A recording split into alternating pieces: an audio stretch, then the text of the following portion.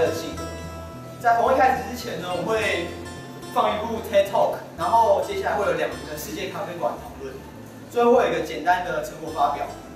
那希望大家在接下来这3个小时之后呢，可以有一个很好的收获，并且在自己生活上应用上，然后做出一点点不一样的改变。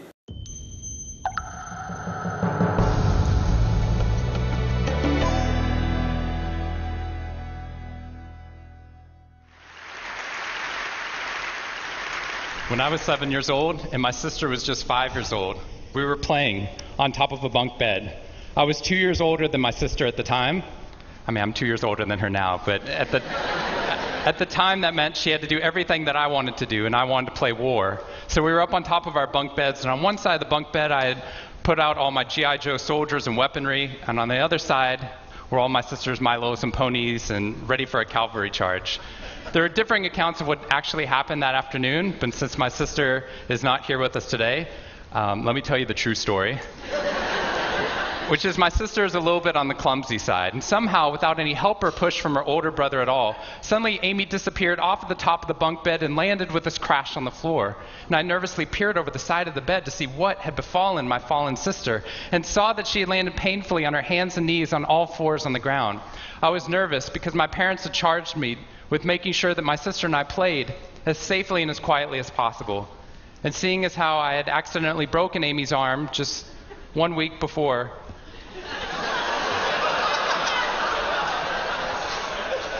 heroically pushing her out of the way of an oncoming imaginary sniper bullet, for which I have yet to be thanked. I was trying as hard as I could. She didn't even see it coming. I was trying as hard as I could to be on my best behavior, and I saw my sister's face this wail of pain and suffering and surprise, threatening to erupt from her mouth and threatening to wake my parents from the long winter's nap for which they had settled. So I did the only thing my little frantic 7-year-old brain could think to do to avert this tragedy. And if you have children, you've seen this hundreds of times before. I said, Amy, wait, don't cry, don't cry. Did you see how you landed? No human lands on all fours like that. Amy, I think this means you're a unicorn. Now that was cheating, because there's nothing in the world my sister would want more than not to be Amy the hurt 5-year-old little sister, but Amy the special unicorn. Of course, this was an option that was open to her brain at no point in the past, and you could see on my poor, manipulated sister's face conflict, as her little brain attempted to devote resources to feeling the pain and suffering, surprise she just experienced, or contemplating her newfound identity as a unicorn. And the latter won out. Instead of crying, instead of ceasing our play, instead of waking my parents with all the negative consequences that would have ensued for me, instead, a smile spread across her face, and she scrambled right back up onto the bunk bed with all the grace of a baby unicorn. With one broken leg.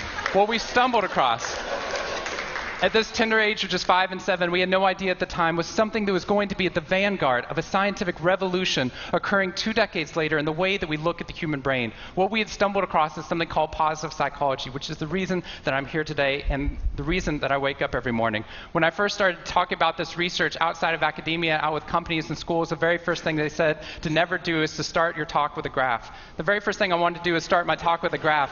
This graph looks boring, but this graph is the reason that I get excited and wake up every morning. And this graph doesn't even mean anything. It's fake data. What we found is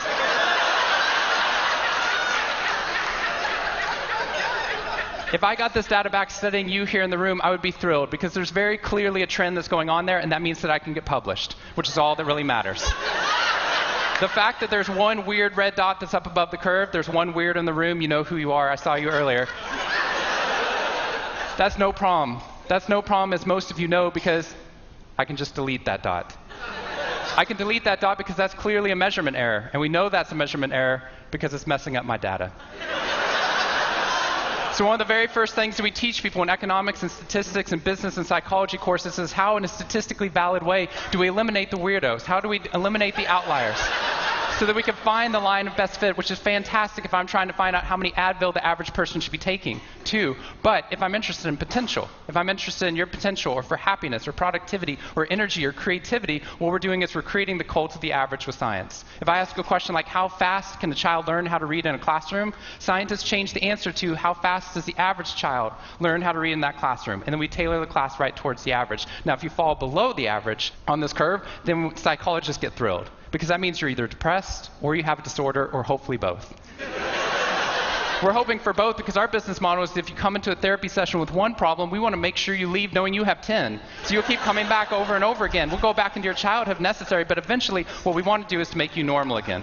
But normal is merely average. And what I posit, and what positive psychology posits, is that if we study what is merely average, we will remain merely average. That instead of deleting those positive outliers, what I intentionally do is come into a population like this one and says, why? Why is it that some of you are so high above the curve in terms of your intellectual ability, athletic ability, musical ability, creativity, energy levels, your resiliency in the face of challenge, your sense of humor? Whatever it is, instead of deleting you, what I want to do is study you. Because maybe we can glean information, not just how to move people up to the average, but how we can move the entire average up at our companies and schools worldwide. The reason this graph is important to me is when I turn on the news, it seems like the majority of the information is not positive. In fact, it's negative. Most of it's about murder, corruption, diseases, natural disasters, and very quickly, my brain starts to think that's the accurate ratio of negative to positive in the world. What that's doing is creating something called the medical school syndrome, which if you know people who have been to medical school during the first year of medical training, as you read through a list of all the symptoms and diseases that could happen, suddenly you realize you have all of them. I have a brother-in-law named Bobo, which is a whole other story. Bobo married Amy the unicorn. Bobo called me on the phone from Yale Medical School. And Bobo said, Sean, I have leprosy. Which even at Yale is extraordinarily rare. But I had no idea how to console poor Bobo because he had just gotten over an entire week of menopause. See, what we're finding is not necessarily the reality that shapes us, but the lens through which your brain views the world that shapes your reality. And if we can change the lens, not only can we change your happiness, we can change every single educational and business outcome at the same time. When I applied to Harvard, I applied on a dare. I didn't expect to get in, and my family had no money for college. When I got a military scholarship 2 weeks later that allowed me to go, suddenly something that wasn't even a possibility became a reality.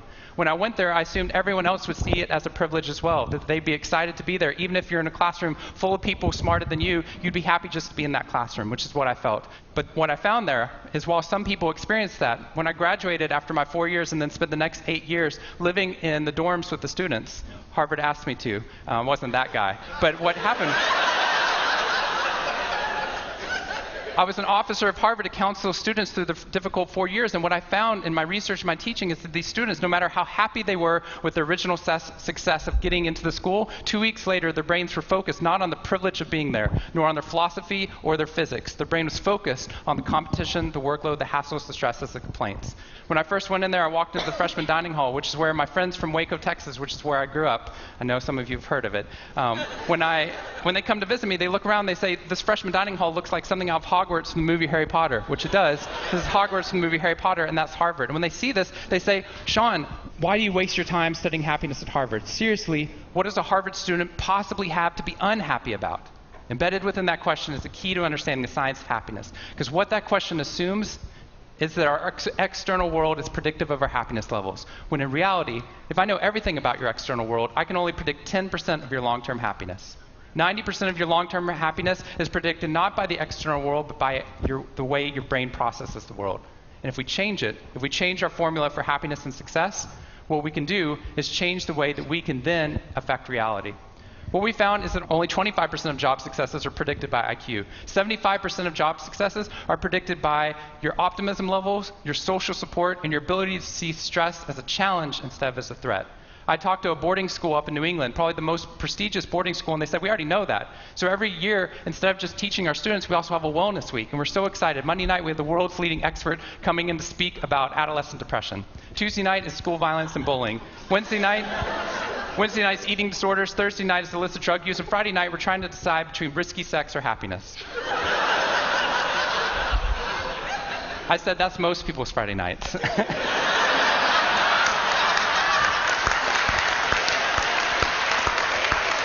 Which I'm glad you liked, but they did not like that at all. Silence on the phone. And into the silence, I said, I'd be happy to speak at your school, but just so you know, that's not a wellness week. That's a sickness week. What you've done is you've outlined all the negative things that can happen, but not talked about the positive. The absence of disease is not health. Here's how we get to health. We need to reverse the formula for happiness and success. In the past 3 years, I've traveled to 45 different countries, working with schools and companies in the midst of an economic downturn. And what I found is that most companies and schools follow a formula for success, which is this. If I work harder, I'll be more successful. And if I'm more successful, then I'll be happier. That undergirds most of our parenting styles, our managing styles, the way that we motivate our behavior. And the problem is it's scientifically broken and backwards for 2 reasons. First, every time your brain has a success, you just change the goalpost of what success looked like.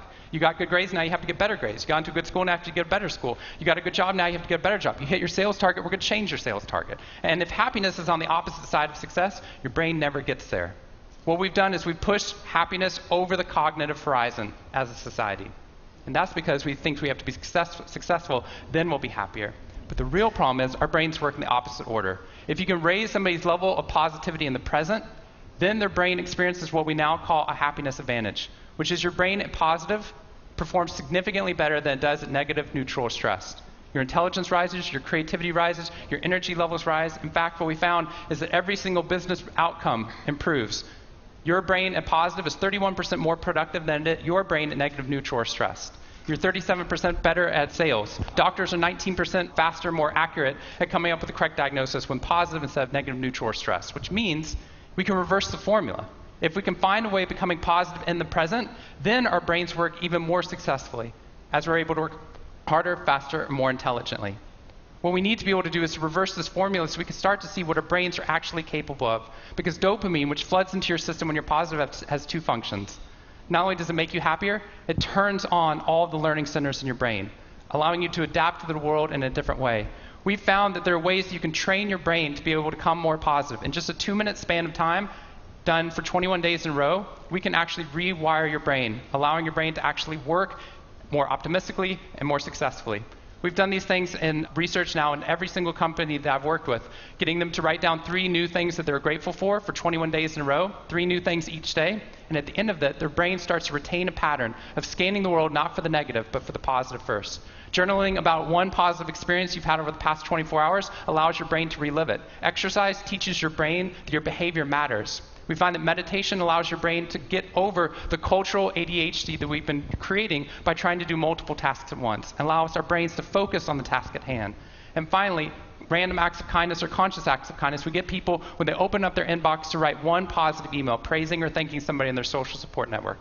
And by doing these activities and by training your brain, just like we train our bodies, what we found is we can reverse the formula for happiness and success, and in doing so, not only create ripples of positivity, but create a real revolution. Thank you very much.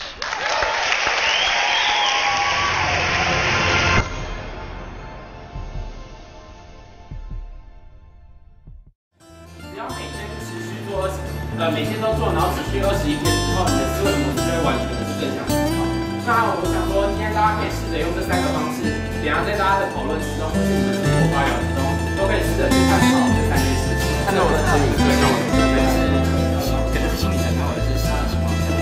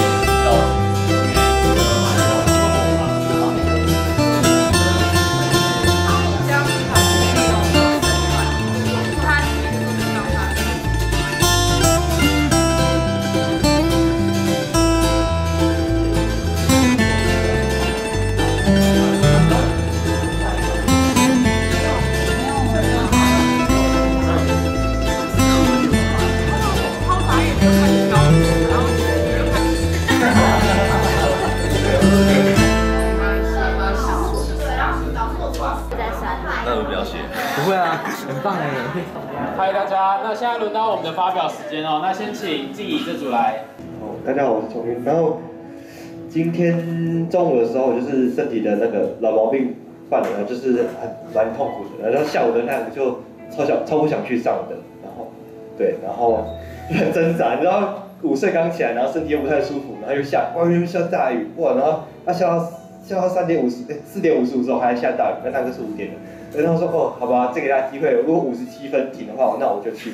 他停了，对，然后他说好吧，我就自己讲的话不可以自己打嘴巴嘛，我要打脸，然后就赶快去上课，然后就很挣扎，因为那时候还是很冷，然后还是有点小毛毛雨，然后去教室的时候，然后看组员一半不到，整桌8个人来3个人还是4个人，3个人，一开始只有3个人，后来才来，才又来1个人，总共才4个人。再看到课率超低，就那老师说好，那点名。一个学期目前就点这一次，就点到了。好，阿飞。好，然后就是换我们这组就是不约而同，大家都是讲就是下雨天的小故事。然后我今天也要讲我今天下雨天发生的事情。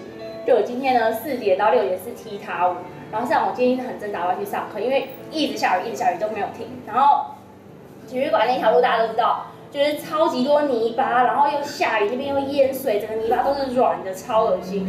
后来我骑过去的时候，我就是第一个坡懂过了，然后第二个坡懂的时候，它滑了几下，我那时候超紧张了。后来想说 ，yes， 我已经过了第一关了。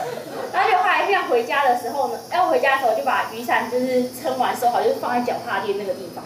然后后来又想又要去过泥泞的地方了，后来等那个过，第二个等。再过我就觉得哇爽哎，今天都没有跌倒。然后就后来骑，然后我就骑到那个要往大林那个方向的时候，然后靠，我脚踏垫踩下去没有感觉，没有东西的感觉，后来我的雨伞不见了，然后就沿着那条路逆向骑，边骑回去，然后骑想说拜托让我找到，因为那是我们家莎莉送给我的，就是莎莉是我妈妈。然后后来呢，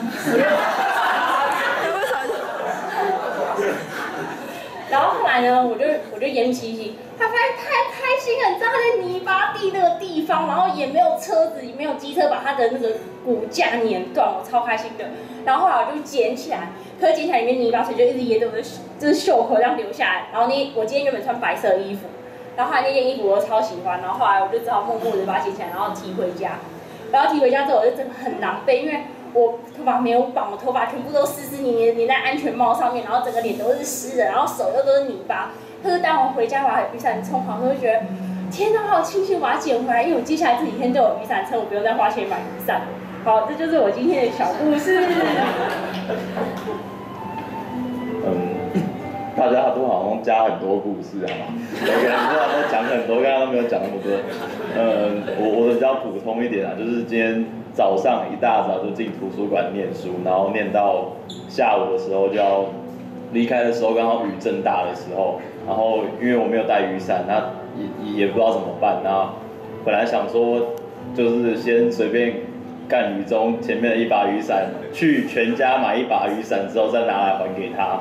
对，然后想说这样好像也不太好，那我就进去出纳台，想说跟他们借爱心伞，然后结果他们的爱心伞都借完了，然后他们就2个工读生就开始窃私语，然后就在考虑要不要借他们自己的雨伞给我，他们就犹豫很久之后，就还是很好心的借我，然后我就可以去买一把雨伞，然后再雨伞还给他们，我就可以放心的回家去，就这样子，谢谢。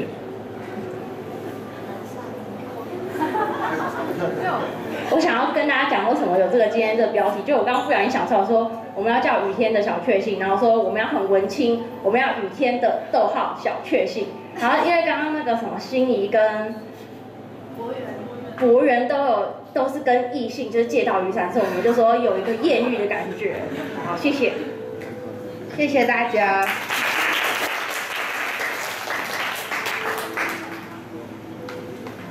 题目是：你曾有负面事件因为想法改变而渐入佳境的经验吗？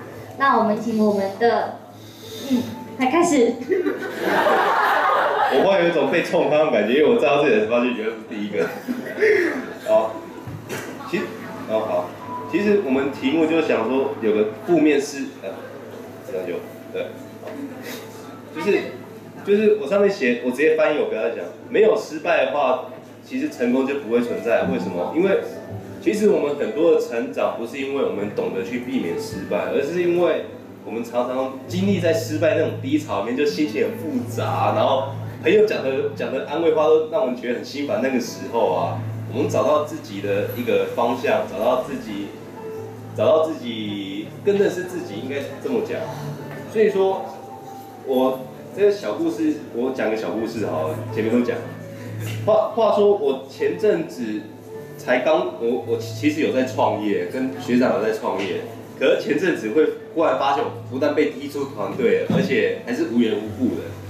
其实这第一当下我对这种事情都觉得很无助，就觉得为什么我会被踢出来？为什么？可是有时候就是因为我们一直想为什么，而不是想说去如何改变它，才会更陷入那种心情的沼泽里面。可是我们实际去好好去想一想，说我们为什么会今天遭遇到这种事情？我们有什么方法可以去做改变？我们多去想一想。这样的话，其实我们不是从我们里面说我们本身的东西到底哪里出问题了，而不是怪外面的东西说为什么这件事情要发生在你身上。对，差不多是这个样子。好，下一位。我写的是粉红色，这样。我写的想法改变的当下，可以让我们学会面对问题。就是因为我们的题目是想法改变而渐入佳，有那个经验嘛。然后我是觉得，就是我们常常会碰到一些挫折，然后我们有的时候可能就是不愿意去面对它的原因，就是因为我们还沉溺在那个情绪之中。所以当我们的想法改变的时候，我们就可以去面对这个问题，去正视这个问题，然后慢慢的找出解决的方法，大概是这样。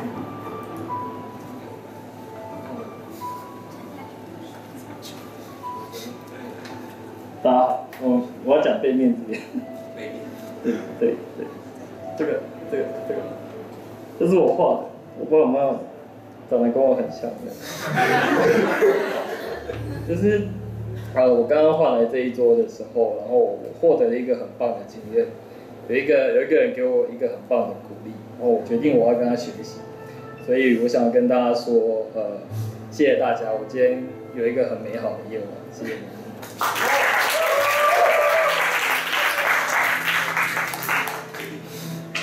我也没有要讲题目，因为我要跳脱框架。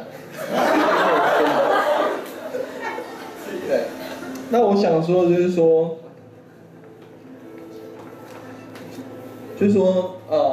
挫折都丰富了我们的人生。那你去面对，你才会让你的生命更有意义。那我这里写说，喜怒悲欢才是活着，因为我忘记哀怎么写了。你的喜怒哀的哀，对。那意思就是说，你去，我们不一定要快乐才像活着吧？那你去感受，你生命每一个片刻的当下的那个高低起伏，那我觉得去活在当下，那享受每一刻，才是真正的就是活出你的生命。我要讲背面，对吧？我把背面总结好。好。我要讲什么？我要做总结吗？对，好，就是听到这么多故事之后，我在这里，就是我觉得很重要，就是你因为自己的想法改变，你可以影响自己，你也可以影响他人。那这个改变开始是从自己开始做起吧。谢谢大家。题目是真正的快乐能否靠追求目标来达成？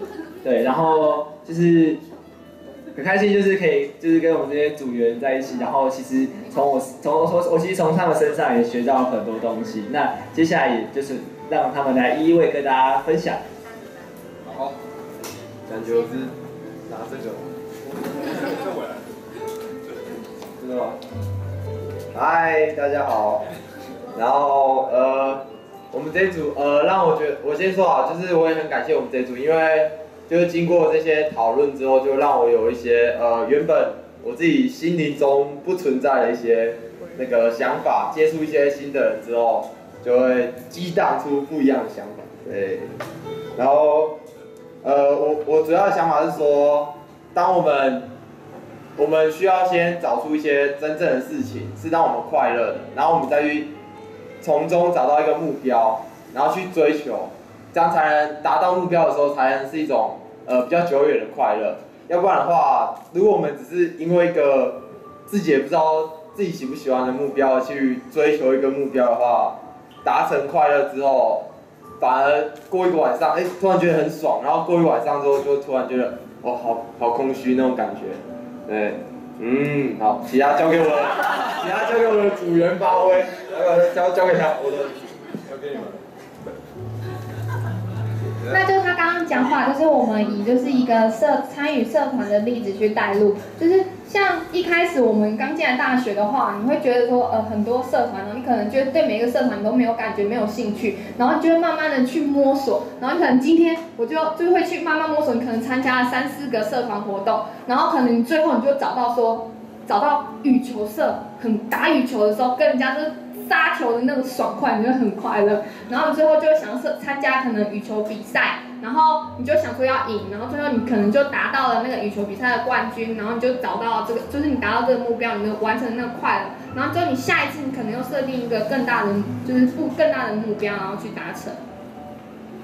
然后我要分享一下，就是我们刚刚讨论的所有东西，其实是架构在一个我们是大学生，我们有下一餐的着落的那个基础上。然后刚才有一位先走的组员，他有说到，就是假设我们现在是一个路边的街友，然后想象一下你下一餐都不知道着落在哪里，那你还可以想象什么是快乐吗？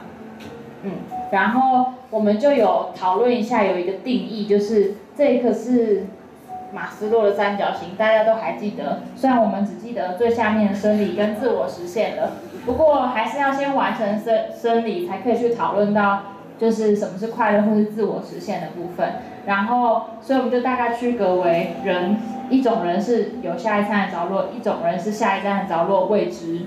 然后，如果是有下一餐的人，通常成就感跟快乐会是分开的，因为我们的题目是追求目标嘛，追求目标其实是达成是成就感，可是不一定会是快乐，所以这2件事情是可以分开来讨论的。可是如果你是下一餐还找不到的人的话，可能快乐就不会是你的第一个选项，就是成就感跟目标或是快乐这些3个可能会合为一体，就是我就是要下一餐。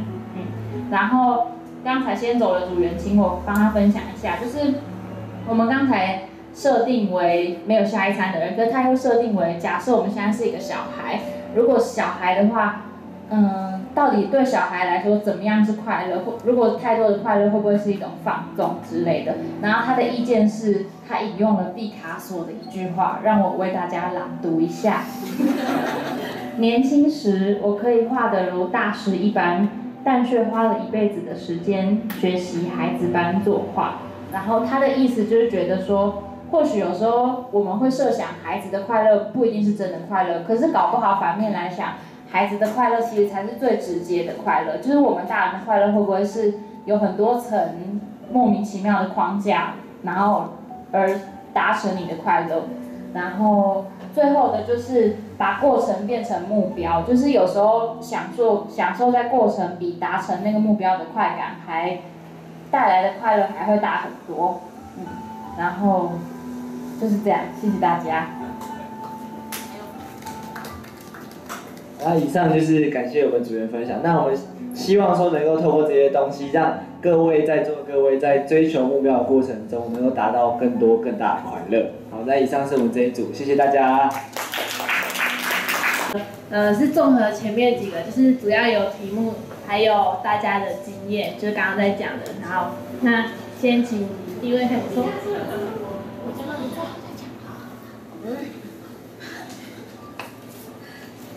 我们的那个题目就是，当我们在面对挫折的时候，我们都会知道说要正向去思考，然后可是为什么很多人都做不到？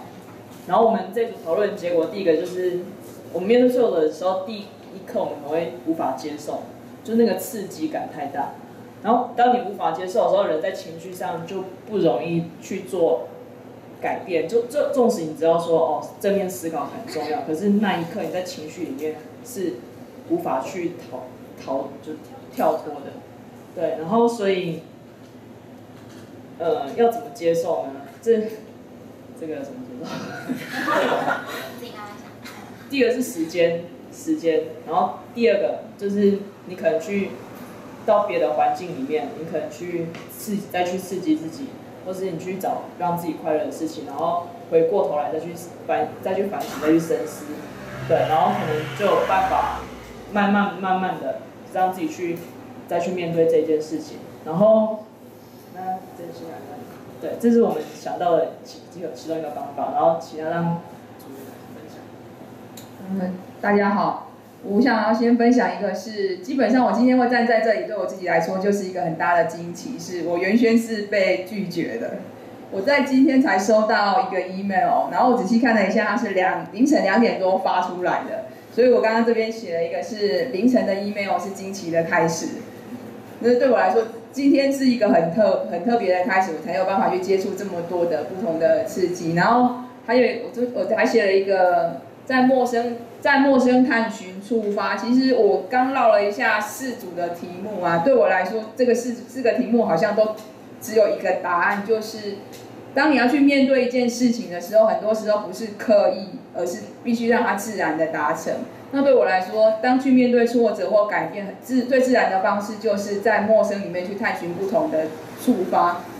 就如同像在今天在这边一样，我们有不同的科系跟不同的生活经验，每个人对同一个问题都有不同的想法，其实就刺激了我面对事情的时候很多的感觉。那有时候你从来没有想通的事情，会因为一句话而开启了你另外一个想法，所以你可能就不用再努力去想我要如何去面对它，它就成了你面对的力量。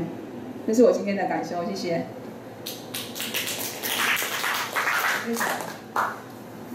我的话是，就是正向思考和理性思考是相辅相成的。然后刚刚有一组，就是这边有一组，就是他讲一个想法是，就是正向思考还有负向思考，有人走掉，他走掉，就是相辅，就是它是连在一起的。但是这些其实都是好的，但是不好的是你完全不去思考，然后。正向思考有时候是帮助就是你平复你的情绪，但是有时候你只是掩饰你自己的不足。因为有时候我们会催眠自己说，其实我还蛮棒的，其实我还蛮不错。但有时候就是就会不好了。所以大家就还有就是，我觉得今天很感谢就中正 TED 这个，然后让我有一些正向思考还有改变，然后也帮助我蛮多。就是回到校园之中，改变我一些东西，所以谢谢你们。对。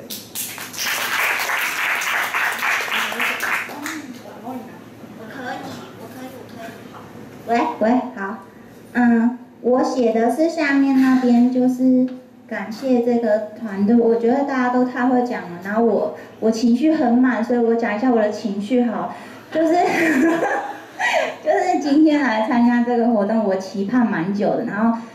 我每次一走进管院，我在管院上班，然后我走进管院就会看到大大小小的海报，然后可是我个性还蛮爱犹豫还有偷懒，所以我每个活动都没有成功报名过。就是我可能点开粉丝专页想一想算了，上班已经很累就算了，但这个活动我太快报名就来不及放弃，然后就来了。然后其实我吃完饭还是有点想说算了，想回家。好，然后我想谢谢大家，还有就是我好像随便讲什么，大家都那时候跟我一组的人啊，就是给我很正面的那个。微笑吗？还是就是鼓励这样？我觉得蛮爽的。然后，所以我最小的那边写了那个，我画一个雨伞，然后我写说就是感谢大家，然后雨天我不怕，然后还爽爽的这样子。这就是我们这组的分享，然后 TED 的分享大概到这里结束，谢谢。今天的聚会，今天的 gathering 是我们这学期的最后一次 gathering， 然后其实看到很多熟悉的面孔，就是连续3次都有来，我们非常感谢他们对我们的支持，那大家给他们一些鼓励。